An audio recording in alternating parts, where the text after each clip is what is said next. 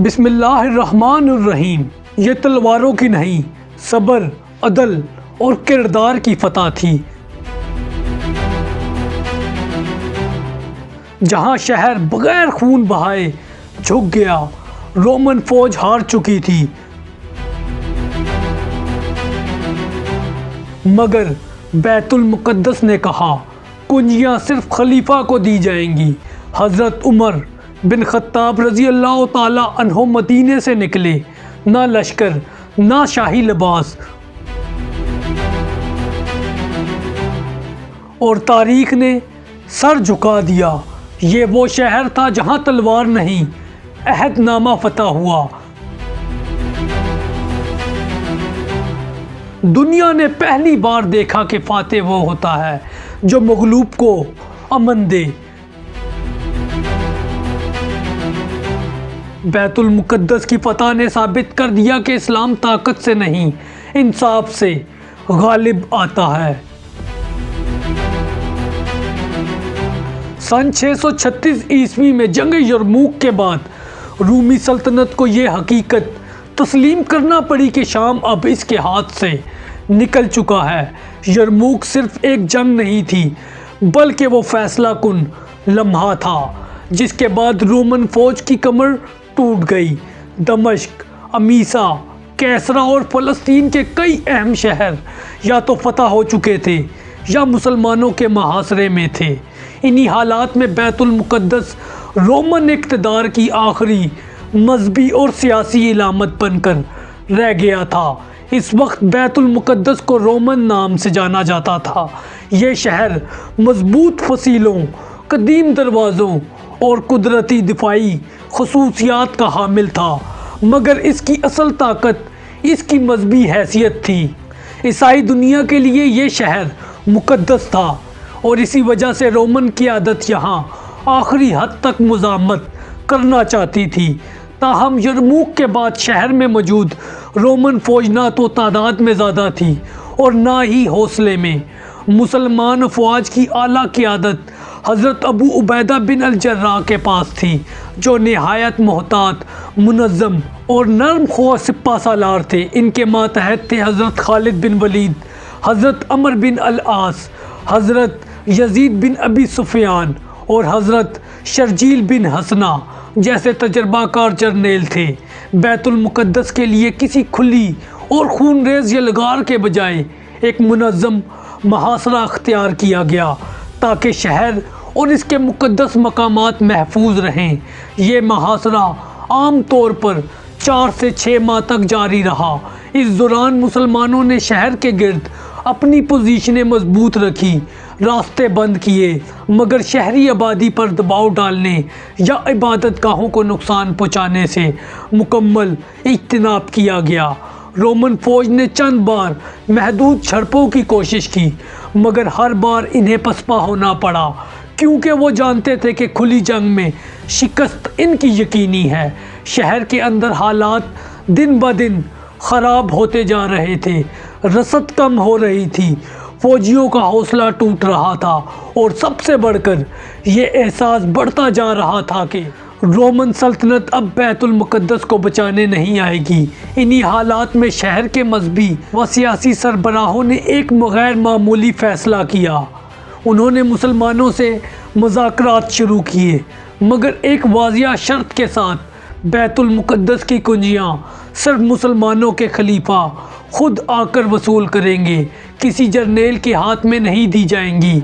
ये शर्त ना सिर्फ काबिल कबूल थी, बल्कि इस्लामी तारीख़ में क़ियादत के अखलाकी मियार की एक मिसाल बन गई। चुनाचे हज़रत उमर बिन ख़त्ताब रज़ी अल्लाह ताला अन्हो 637 ईस्वी में मदीना से बैतुल मुक़द्दस के लिए रवाना हुए। ना कोई शाही काफ़िला, ना मुहाफ़िज़ों की कितारें, बस एक खादिम और एक ऊँट। रास्ते में ऊँट पर बारी बारी सवार होते, कभी खलीफा पैदल और खादिम सवार, कभी खलीफा सवार तो खादिम पैदल। ये मंजर बाद में ख़ुद ईसाई मौरख़ीन ने भी कलम बंद किया। जब हज़रत उमर बैतुल मुक़द्दस पहुँचे तो शहर की फसीलों पर खड़े लोगों ने पहली बार एक फातेह को देखा जो सादगी, वक़ार और अदल की तस्वीर था। शहर के पादरी ने खुद कुंजियां पेश की। इस मौके पर एक तहरीरी माहिदा तय पाया जिसे तारीख में अहदनामा उमरी कहा जाता है। इस माहिदे में वाज़िया तौर पर दर्ज था कि शहरियों की जान और माल इज़्ज़त महफूज रहेगी, गिरजाघरों और इबादत गाहों को नुकसान नहीं पहुंचाया जाएगा, किसी को ज़बरदस्ती मज़हब तब्दील करने पर मजबूर नहीं किया जाएगा। हज़रत उमर रज़ी अल्लाह ताला अन्हो ने चर्च ऑफ दी होली में नमाज अदा करने की पेशकश भी कबूल नहीं की ताकि मुसलमानों में कोई मुसलमान इस बुनियाद पर चर्च पर दावा ना करे। बाद में इसी मुकाम के करीब मस्जिद उमर तामीर की गई। यूँ बैतुल मुक़द्दस बग़ैर खून रेज़ी के मुसलमानों के ज़ेरे इंतज़ाम आ गया। ये फ़तह अस्करी से ज़्यादा अखलाकी, सियासी और तहज़ीबी थी। दुनिया ने पहली बार देखा कि एक अजीम शहर तलवार के बजाय अदल, किरदार और एतमाद के ज़रिए फ़तह हुआ। फ़तह बैतुल मुक़द्दस ने न सिर्फ फ़लस्तीन बल्कि पूरे शाम में इस्लामी हुकूमत की बुनियाद मजबूत कर दी। और ये वाक़या आज भी तारीख़ इंसानी में एक बेमिसाल मिसाल के तौर पर याद रखा जाता है। बैतुल मुक़द्दस की कुंजियाँ हवाले होने के बाद मामला सिर्फ़ एक शहर की फ़तह तक महदूद नहीं रहा। अब असल इम्तिहान हुक्मरानी, नज़्म नस्क और वादों की पासदारी का था। अब हज़रत उमर बिन ख़त्ताब रज़ी अल्लाह ताला अन्हो ने शहर में दाखिल होते ही सबसे पहले वही किया जो एक आदिल हुक्मरान करता है, अमन को मजबूत किया। खलीफाए वक्त ने शहर का दौरा किया, अहम मजहबी मुकामात देखे और मुकामी ईसाई क़यादत से बराह रास्त गुफ्तगू की। यही वो मरहला था जब बैतुल मुक़द्दस की आवाम को पहली बार अमली तौर पर यह एहसास हुआ कि इक़्तिदार बदला है मगर खौफ नहीं आया। बाज़ार खुले रहे, गिरजाघर महफूज रहे और शहरी ज़िंदगी मामूल के मुताबिक चलती रही। इसके फ़ौरन बाद हज़रत उमर रज़ी अल्लाह ताला अन्हो ने फ़ौजी क़यादत और इंतज़ामी ढांचे पर तवज्जो दी। बैतुल मुक़द्दस को अस्करी छावनी बनाने के बजाय एक महफूज मजहबी शहर के तौर पर रखा गया। फ़ौज शहर के बाहर या महदूद मुकामात पर रही ताकि शहरी आबादी मुतासिर ना हो। यही वो हिकमत थी जिसने मुकामी आबादी का एतमाद जीता। इसी दौरान शाम के मुख्तलिफ इलाकों से मुसलमान कमांडर बैतुल मुक़द्दस पहुँचने लगे।